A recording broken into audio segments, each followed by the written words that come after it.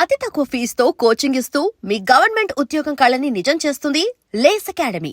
Interview మధ్యలో మనం మాట్లాడతా ఇక్కడ ఉన్న కొన్ని విషయాలకు మాత్రం నేను సర్దుకోలేకపోతున్నాను. వాటి మీద చిన్న చిన్న కంప్లైంట్స్ కాదు, ఏదో ఓడి వాడారు మీరు. ఇండస్ట్రీలో ఉన్న చిన్న డిసప్పాయింట్లో ఉన్నానని చెప్పారు. ఏ అంశాలు కనుక్కోవచ్చు? ఎలా అంటే ఇప్పుడు సీరియల్ ఇండస్ట్రీలో కొన్ని వీక్స్ తీసుకుంటారు. ఒక 2 వీక్స్ వర్క్ చేస్తారు, 2 వీక్స్ పోస్ట్ ప్రొడక్షన్ ఉంటుంది, 2 వీక్స్ షూటింగ్ అవుతుంది. 2 వీక్స్ అంటే ఎన్ని డేస్? 14 రోజులు. 14 రోజుల్లో మాకు 4 రోజులు వర్క్ వస్తుంది. ఓకే, 10 రోజులు ఏం చేయాలి మేము? అది నెంబర్ 1 క్వశ్చన్. పోనీ ఈ 10 రోజులు ఖాళీ ఉన్నాం, వేరే చేద్దామంటే డేట్స్ ముందు తెలియదు. డేట్స్ తెలిసినా సడన్గా ఒకసారి షూటింగ్ క్యాన్సిల్ అవుతుంది అంటే ఆ రోజు మైనస్. నాకు ఆ రోజు ఏ డబ్బులు రావాలో అవి మైనస్ బొక్క. సో అదొకటి. అండ్ ఇంకా ఈ కాన్స్టెంట్ అంటే ఈ ట్రాన్స్పోర్ట్ టైమింగ్స్, పొద్దున్నే లేవటం, నిద్ర లేకపోవటం, దానివల్ల మొహం పాడైపోవటం, ఫిట్నెస్ ఎక్సర్సైజ్ చేద్దామని ఒక రెజిమ్ పెట్టుకోగానే మళ్ళీ షూటింగ్లు రావటం, ఇలాంటి ఇర్రెగ్యులారిటీస్ అనేవి కొంచెం డిసప్పాయింటింగ్గా ఉంది. అంటే నాకు ఒకలాగా అలవాటు, ఒక పద్ధతిగా అలా అలవాటు అందరికీ. నాకంటే నా మాట చెప్తున్నాను, అబ్బాయి ఏం వచ్చింది పద్ధతి చెప్పడానికి అనుకుంటే నేను చేయలేను, కానీ నా గురించే నేను చెప్తా కానీ మీ గురించి నేను చెప్పలేను కదా. సో ఇవి ఒకటి. అండ్ ఇంకా ఏంటంటే ప్రిఫరెన్సెస్, కొంతమందికి ఎక్కువ ప్రిఫరెన్స్ ఇస్తారు, కొంతమందికి తక్కువ ప్రిఫరెన్స్ ఇస్తారు. మనం ఎంత సర్లే పోన్లే అన్న ఎక్కడో చిరాకు వస్తుంది. అంటే పేషెన్స్ అనేది పీక్లో టెస్ట్ అవుతుంది అనమాట. అది అలాంటివి. అండ్ ఇంకా రెమ్యునరేషన్ పెరగకపోవటం, ఎన్నేళ్ల నుంచి చేస్తున్న కొంచెం అడగంగానే జస్ట్ ఒక 500 రూపీస్ కోసం వేరే వాళ్ళని పెట్టేసుకోవడం. 500 రూపాయల దగ్గర ఒకసారి ఒక ప్రాజెక్ట్ పోయింది నాకు, 500 రూపీస్ దగ్గర. ఏంది మేడం? డిసప్పాయింట్మెంట్స్ లేకుండా లైఫ్ ఉండదు. అది ఎలా అంటే మనం వాన పడకుండా ఉండాలి, నేను తడవకుండా వెళ్ళాలిలాగా గొడుగు వేసుకుని వెళ్తాం, కానీ ఆ గొడుగు కూడా అప్పుడప్పుడు పాడవుతుంది. పాడైనప్పుడు ఆ చిన్న ఇబ్బంది అనేది మళ్ళీ తిప్పుకొని ఎంత ఫాస్ట్గా మనం మళ్ళీ దాన్ని తిప్పుకొని మనం మామూలు లైఫ్లో పడతామో అప్పుడే మనం హాయిగా ఉండగలుగుతాం. అయితే మీరు చాలా లైటర్ వీన్లో చెప్పారు, చాలా సింపుల్గా చెప్పారు. ఈ మధ్య నేను ఛత్రపతి శేఖర్ గారు ఐడియా ఉన్నారా మీకు? ఆర్టిస్ట్. ఒక 1 మంత్ బ్యాక్ ఆయన ఇంటర్వ్యూ చేశాను. ఇంటర్వ్యూ మొత్తం మీద ఆయన ఇచ్చిన ఒకే ఒక కంప్లైంట్ అండ్ పెయిన్ కూడా చాలా స్ట్రాంగ్గా చెప్పారు. 1 సీరియల్ 2 సీరియల్ చేస్తున్నారు, కళ్ళు ఎడకెక్కుతున్నాయి. నేను ఓపెన్ గానే మాట్లాడుతున్నాను. అవునవును, కళ్ళు ఎడకెక్కుతున్నాయి. అది కూడా ఇంకొకళ్ళని కామెంట్ చేయనండి నేను. అవునవును, అంటే అక్కడ చూసారా మీరు? ఆ బిట్ నాకు ప్రభాకర్ గారు పంపించారు. నాకు మాట్లాడుకుంటూ ఉంటారు, అంత సెట్ లో డిస్టర్బెన్స్ చేస్తూ ఉంటారు అని చెప్పి.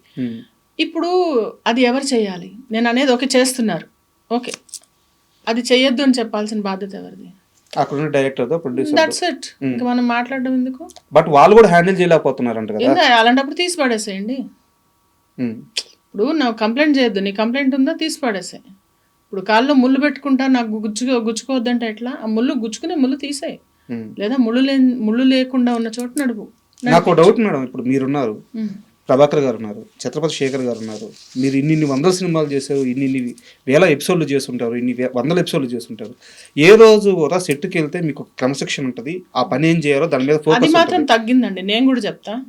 ఆ క్రమశిక్షణ కానీ ఆ రెస్పెక్ట్ అవతల వాళ్ళంటే, మనం ఇప్పుడు నేను మీకు రెస్పెక్ట్ ఇవ్వాలి అని మీరు అడగక్కర్లే, అది ఇన్నేట్గా నాకు ఉంటుంది. అది లేకుండా ఉండడం దౌర్భాగ్యం అంటా నేను. వచ్చిన బ్యాక్గ్రౌండ్స్ ఎవరు చెప్పకుండా అయితే వాళ్ళ ఇన్ఫీరియారిటీ, అంటే ఇంత పెద్ద సీనియర్ రాగానే, లేకపోతే నేననే అంటలే, వేరే ఎవరైనా వాళ్ళ ముందు మనం ఎక్కడ చిన్నగా అవుతామో అని చెప్పి అలా ఉండడం వల్ల వాళ్ళు వేసుకునే ముసుగది. మీకు అర్థమవుతుందా? ఇన్ఫీరియారిటీ కాంప్లెక్స్ కప్పిపుచ్చుకోవడానికి వచ్చే సుపీరియారిటీ కాంప్లెక్స్. చాలా దారుణంగా ఉన్నాయంట పరిస్థితి సీరియల్ ఇండస్ట్రీలో మాత్రం. ఉన్నాయి, కానీ ఇంకా మనం రాజ్యాంగం రాయలేమండి. సర్దుకొని పోవద్దు. నాకు ప్రాబ్లం అయితే నేను చెప్తున్నా కదా, అలా ప్రతి ఒక్కళ్ళు చెప్పగలగాలంటున్నా. నీ ప్రాబ్లం నువ్వు చూసుకోవాలి, నీ ప్రాబ్లం అలా చెప్పిన రోజున సెట్ అవుతుంది. ఇప్పుడు మీరు అడిగారు కాబట్టి చెప్తున్నా ఇది. ఇప్పుడు సెట్లో యంగ్స్టర్స్కి ఒక ఫీలింగ్ ఏంటంటే మేము యంగ్, అంటే ఏజ్ గురించి బాగా, అంటే ఏంటి ఆ ఏజ్ గురించి బాగా వాళ్ళకి నలుగుతూ ఉంటుంది అనమాట అందరికీ. ఏజ్ నేనంత ఏజ్ కాదు అంటే ఇప్పుడు మేమున్నాం, సపోజ్ నేనున్నాను, ఆ ఏజ్ దాటే వచ్చాను కదా, అంతే కదా, ఎంతో చూసి కదా సక్సెస్ అయ్యే కదా ఇక్కడికి వచ్చాను. నేను ఎవరన్నా ఒకటే అంట, ఆ ఏజ్ అయిపోయిందిలే నీకు, ఇంకా ఏజ్ అనేది ఎక్కువ నడుస్తూ ఉంటుంది అనమాట. అది గేలి చేయడం, అనవసరమైన జోకులు చేయటం, లేకుంటే అనవసరమైన యాటిట్యూడ్లు పోవడం, ఇవేవి అండి మాకు హెల్ప్ కావు, వాళ్ళకు కూడా హెల్ప్ కావు. అది వాళ్ళకి అర్థం కాదు, అర్థమయ్యే పరిస్థితుల్లో కూడా లేని. ఎవరైనా అసోసియేట్ డైరెక్టర్ కావచ్చు, నేను ఎవరన్నా మాట్లాడుతున్నా, మొత్తం అసిస్టెంట్ అనే ఎవరన్నా కానీ మన బిహేవియరే మనకి వర్క్ తెచ్చిపెడుతుంది. ఈ రోజు తర్వాత నువ్వు సరిగ్గా లేకపోతే ఇంకొక చూడడానికి బర్త్డే ఉందని ఇంకో సీరియల్ ఉండదు నీకు. అంతే. అంటే దానివల్ల నాకేం ఎఫెక్ట్ కాదు, ఎవరికి ఎఫెక్ట్ కాదు. కొంతమంది ఏంటి ఇరిటేట్ అయ్యి అనేస్తారు, కానీ నేను I will just simply remove, అక్కడి నుంచి పక్కకి వెళ్ళిపోతా. నాకేదో నా పని చేసుకొని నేను పక్కకు వచ్చేస్తా. కానీ అందరు అలా ఉండరు కదా.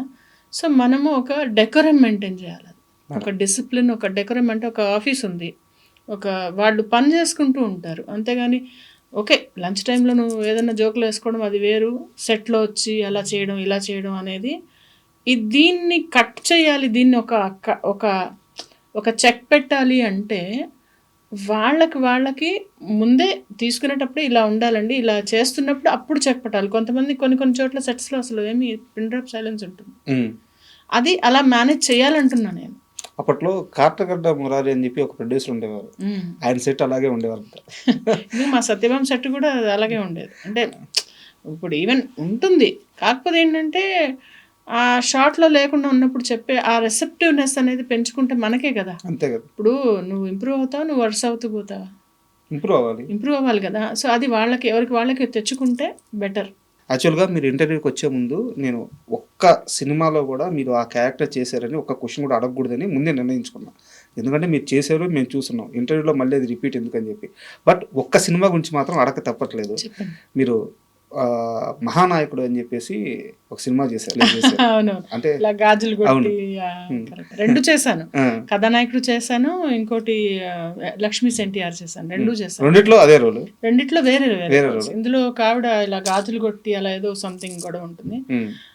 అదేంటంటే రౌడీలు ఇలా వెళ్ళి కుర్చీలు లాగేసి ఎవరు ఇట్లా చేసింది అని చెప్పి ఆయన్ని కొట్టి అని బయటకు లాగి కొట్టి అమ్మ కొట్టి పెట్టారు. చాలా అసలు అది కట్టు చెప్పిన 2 నిమిషాలు అరుచుకుంటూనే ఉన్నారు అందరూ. ఆ గోలలో అర్థం కాదనమాట ఒక్కోసారి అలాంటి సిచ్యువేషన్ చేసిన. బాలకృష్ణ గారి మొహం మీదకి వెళ్ళి ఇట్లా గాజులు పగలు కొట్టి ఆ సీన్ చేస్తున్నప్పుడు భయపడలేదా? భయపడుతుంటే ఆయన వచ్చి నువ్వు వచ్చి ఉమ్మాయమ్మా బా ఆయన చెప్పారు, ఇది ప్రామిస్, ఇట్లా వచ్చి నువ్వు పర్లేదు, ఎందుకంటే నాన్నగారి మీద అలా చేశారు, అప్పుడు నువ్వు వచ్చి చెయ్యి, ఇలా అలా నువ్వు భయపడుతూ చేస్తే సీను సరిగా రాదు, వచ్చి ఇలా అంటే ఇంకా ఆయన మీద ఇలా వెళ్ళి ఇలా కొట్టి, ఇద్దరు ఉంటాం ఆర్టిస్ట్లో, ఇలా పెట్టి చేసి మాట్లాడి అదంతా. కృషి గారు చాలా బాగా చేశారు అది. నిజం అసెంబ్లీకి వెళ్ళి అక్కడ ఏంటంటే పెద్ద ఆర్టిస్ట్ ఉన్నారు, మాట్లాడతారు, అది వాళ్ళ మర్యాద. నేను ఇక్కడ ఆగుతా, అది నా మర్యాద, అంతే, మాట్లాడారు కదా అని పక్కన వెళ్ళిపోయి కూర్చొని అసలు అలా చేస్తే వాళ్ళకి ఇష్టపడరు అనమాట వాళ్ళు. అంటే అబ్వియస్లీ అసలు ఛాన్సే లేదు. అసిస్టెంట్స్ వచ్చి చెప్తారు మీరు పక్కన వెళ్ళి కూర్చోండి అని చెప్తారు, వాళ్ళ దాకా రాలేదు. అంత పెద్ద ఆర్టిస్ట్ ఆ మాట అన్నాడు మేడం, నేను కింద నుంచి షాక్ లో ఉండిపోయాను. అవునవును అన్నారు, ఈ మాట చెప్పారు. సినిమా కోసమే అఫ్ కోర్స్. వాళ్ళ ఇప్పుడు సీనియర్ ఎన్టీఆర్ గారి మీద అలా చేశారు, సో మీరు అలా చేయండి, మీరు ఎంత చేస్తే ఆ సీన్ అంత బాగా వస్తుంది అని చెప్పారు. మిమ్మల్ని పేరు పెట్టి కూడా పిలిచారంట. మాధవి అంటారు, అంటే గుర్తుపడతారు, కొంతమంది గుర్తుపడతారు. ఇండస్ట్రీలో నిజంగా గుర్తుపట్టినట్టు నటించి పక్కకి వెళ్ళిపోయేవాళ్ళు ఉంటారు. వాళ్ళని ఏం చేద్దాం, మనకి ఎందుకు అవన్నీ. పద నెక్స్ట్ క్వశ్చన్. బాలకృష్ణ గారు అంత మనిషి అంత ఫ్రీగా అవసరం లేదు, ఆయన చాలా బాగా ఉంటారు, చాలా బాగా మాట్లాడతారు. అంటే మనం చూసేది ఇంతే కదా, ఇంతలో చాలా బాగా ఉంటారు. మనం ఎలాంటి మనిషి, ఎలాంటి వ్యక్తి అని మనం ఒక థీసెస్ రాయట్లేదు కదా ఆయన మీద. సో మనతో ఉన్నది చూసుకుంటే సరిపోతుంది. అది ఫైనల్ క్వశ్చన్ మేడం, చివరికి వచ్చేసాము. ఓకే, నెక్స్ట్ ఏంటి అంటే సినిమాలు చేస్తున్నారు, సీరియల్స్ చేస్తున్నారు, అండ్ మీ హెల్త్ ముఖ్యం, ఫ్యామిలీ ముఖ్యం. ఎస్. మీ మైండ్ సెట్ ఇప్పుడు ఎలా ఉంది? నెక్స్ట్ రాబోయే 5 ఏళ్ళలో నా మైండ్ సెట్ ఏంటంటే ఒక 6-7 ఇయర్స్లో నేను సంథింగ్ మంచిగా ఈ మూవీస్ సీరియల్స్ చేస్తాను సరే. ఒక 2 స్క్రిప్ట్స్ ఉన్నాయి నా దగ్గర. ఓకే. ఆ స్క్రిప్ట్స్ని నేను రియలైజ్ చేయాలి, అదొకటి ప్రాజెక్ట్. డైరెక్షన్ కాదు, నేను రాశాను, అది చూడాలి, అది తర్వాత మెటీరియల్. అండ్ దెన్ ఇంకొక ఎస్టాబ్లిష్మెంట్ ఎలా అంటే నేను ఉన్న నాళ్ళు మంచిగా అదే నాకు సంపాదించి పెట్టేలాగా ఒక ఆఫీస్ లేకుంటే ఒక బిజినెస్ లాంటిది ఒకటి స్టార్ట్ చేద్దామని ఆలోచన. Super madam. అండ్ ఫైనల్గా మీరు వెళ్ళేటప్పుడు ఒక పాట పాడిచ్చి పంపిమన్నారు. పాటనా? అసలు ఈరోజు నాకు కొంచెం హెడేక్గా ఉంది, అందుకని వచ్చినప్పుడు కొంచెం డల్గా మాట్లాడుతూ ఉండాలి. ఇప్పుడు రాను కొంచెం మాట్లాడాను. తప్పకుండా పాడదాం. ఏం పాట పాడాలి చెప్పండి.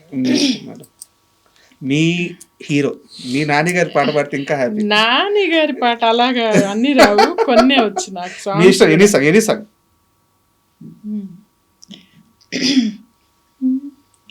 మనసా నువ్వుండే చోటే చెప్పమ్మా, మనసే నీకేదో చెప్పాలందమ్మా, నిన్న మొన్న ఈ వైనం నాలో లేదమ్మా, ఈరోజేదో ఆనందం చంపేస్తోందమ్మా. ఓ సోనా వెన్నెల సోనా, నేనంతా నువ్వయ్యానా, నీ రూపు రేఖల్లోనా నేనుండిపోనా, మనసా నువ్వుండే చోటే చెప్పమ్మా, మనసే నీకేదో చెప్పాలందమ్మా, నిన్న మొన్న ఈ వైనం నాలో లేదమ్మా, నీ రోజేదో ఆనందం చంపేస్తోందమ్మా. Super madam.